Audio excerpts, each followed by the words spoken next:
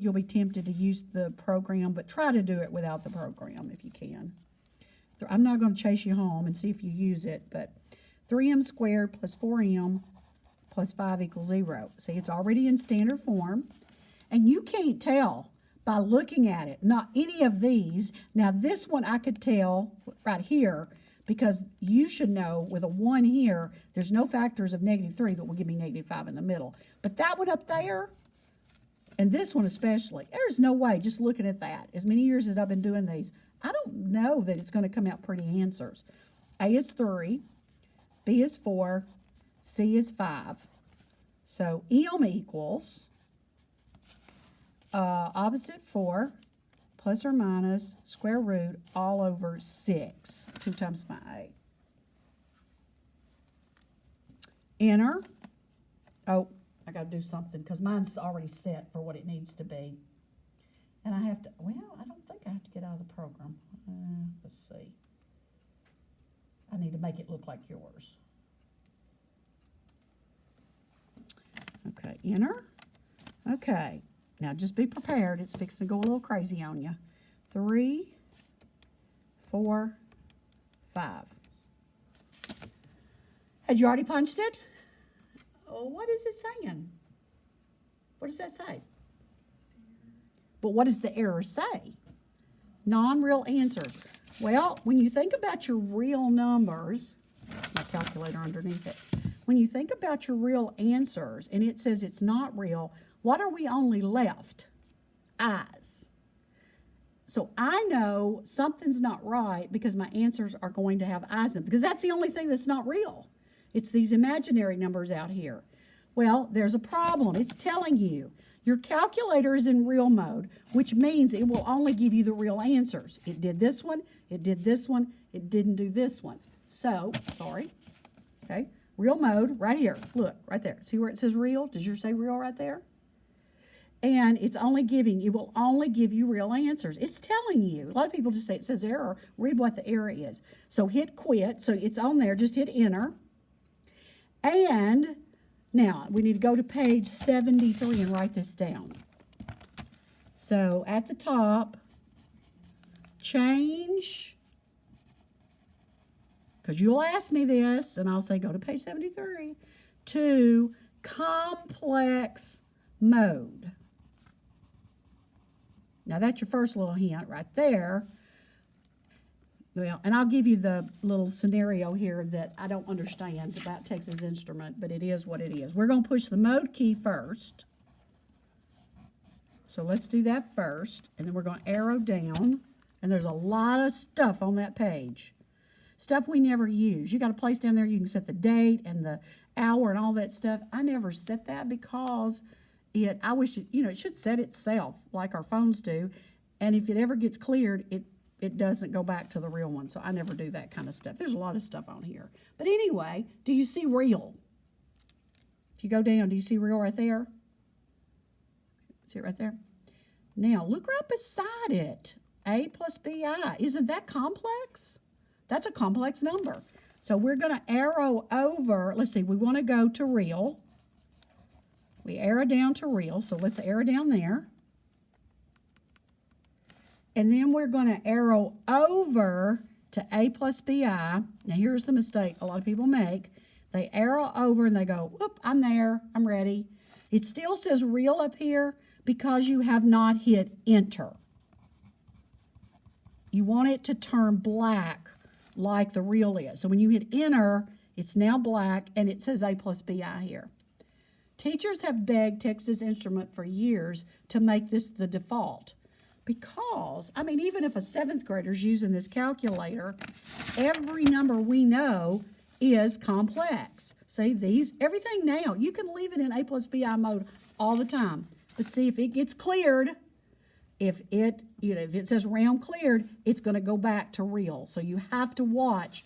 It won't give you I's unless it's in complex mode. So, number 3. How do you get out of that? You don't really want to, but you would go back here and just go back over to real. Yeah, that's true. But see, A plus BI is going to get everything for you. So, I think second quit, I think gets you out of it. Yeah, you may put that on there, second quit. Or you could just press program again. Program work, but if you're not in a program, I don't know, but I know this will get you out. Second mode. And now what's really interesting is when you hit, I think you can just hit enter and it's right back in the oh, I did another one, clear. Okay. I think if I hadn't hit that, it would stay in my quadratic. I think if you just hit clear, it went right back to your quadratic.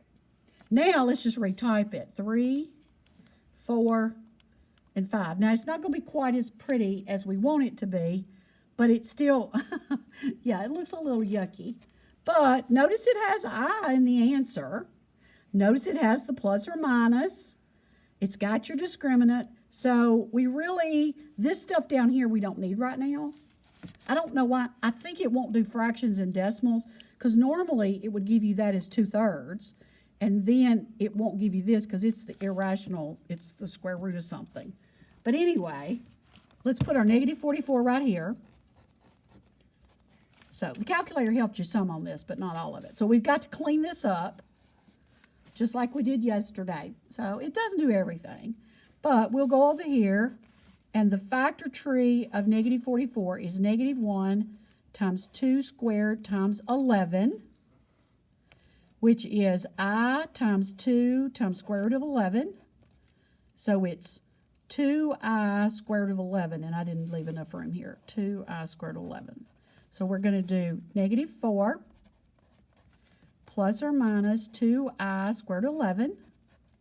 Now, here's where I go ahead and separate it, because you do see this one's going to reduce.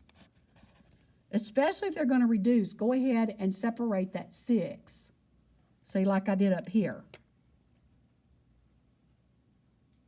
I mean, you never know. You get through whatever math, probably bridge math next fall, and then in the spring, you might want to take college algebra. Those are semester classes, and you may want to do the college algebra. There's several people coming out of bridge math doing college algebra. Usually her spring class is all college algebra people, is all bridge math people.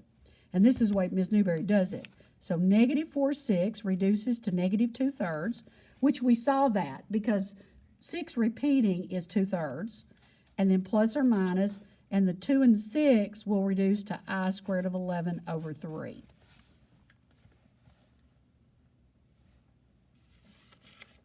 Now the next one's a little bit easier. I'm going to do another one with the I because that's really the part you have to think a little bit more about, and then we'll be through. Okay. We good? Okay, number 4. That's why I thought we only did 3. I forgot 4 was over here. Well, main reason I'm doing number 4 is this.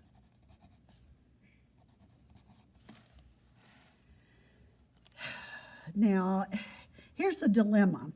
It's not in quadratic form. We got to get everything on one side. If you only do the quadratic program, the n squared could be moved over here. But if you have to factor it or do the quadratic formula by hand, you really need your A to be positive. Positive A. Especially if you're going to factor it. I'm not my arrow didn't go to the right place. Here we go. I always move my stuff to where my squared term is going to be positive coefficient. So I'm going to add the 1 to both sides and add the n. And I know y'all think that's a little weird, but it's just, that's usually the mathematics you do if a teacher won't let you use a graphing calculator. So I have to expose you to both of it. Now put them in order, and you'll have n squared plus n plus 1 equals 0. Now once you get that, you got it made. N equals, do we want to write them? A is 1, B is 1, C is 1. Enter. I'm confused. How is that wasn't like the original n or whatever? Why do we have to make that? Okay, you've got to move. Okay, let me show you. N squared equals negative 1 minus n. What if you had done this? Okay? So you'd have 0 equals negative n squared minus n minus 1. You'd have moved them all over here. Now, that's fine if you're doing the quadratic program. If you put 1, 1, 1, or if you put negative 1, negative 1, negative 1, you're going to get the same answers. But if you have to factor that in a class in college without a calculator, you don't want that to be negative. You really want to move everything to the side where the A is positive. And that's just a suggestion by me because I've done them so many years. It's just easier. Now, with the calculator, it doesn't matter, Ella. Does that make sense? Okay. So that's why I say that. So n equals, let's see, I haven't done it yet. 1, 1, 1. So n equals the opposite of b plus or minus square root. What's your discriminant? Negative 3. And do you want to go ahead? Well, let's do this. It's going to be 2 times a, which is 2. So it's going to be negative 1. And I'm going to go ahead and separate it because that's the way they actually do it on here, and I'll show you. Plus or minus. Now, what are we going to do to that thing? The factor tree of negative 3 is actually just negative 1 times 3. So what's going to come out? I squared of 3. So it's going to be I squared of 3 over 2. Now, that's what it says. Do you believe that? Well, look. Negative 1/2. There it is. Negative 1/2. That's what 0.5 is. Plus, they'll always do the plus one on top. And then all this jumble stuff right here is the square root of 3, which is irrational, divided by 2. That's what that coefficient is, and there's your I.